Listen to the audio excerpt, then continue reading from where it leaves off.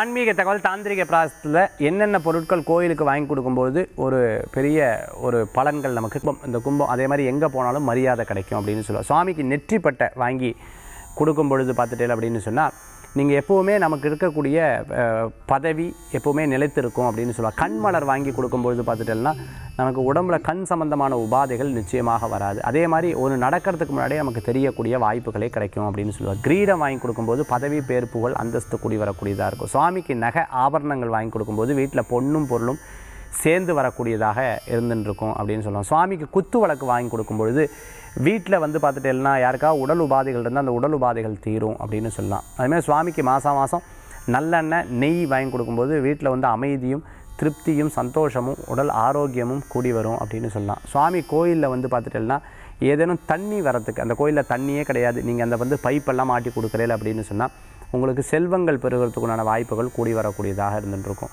அதே சமயத்தில் அந்த கோயிலில் வந்து பார்த்துட்டிங்கன்னா கோபுரம் கட்டுறதுக்கு நீங்கள் ஏதாவது உதவி செஞ்சல் அப்படின்னு சொன்னால் மேலும் மேலும் குடும்பத்தினுடைய வளர்ச்சி வீடு கட்டுறதுக்குண்டான வாய்ப்புகள் கூடி வரக்கூடியதாக இருக்கும். கோயிலில் கலசங்கள் அந்த கலசங்கள் வாங்கி கொடுத்தல் கோபுர கலசங்கள் வாங்கி கொடுத்தல்னா அது கோடி புண்ணியத்தை தரும், நம்மளுடைய இப்போ சங்கதினர் விருத்தி ஆகும் அப்படின்னு சொல்லலாம்.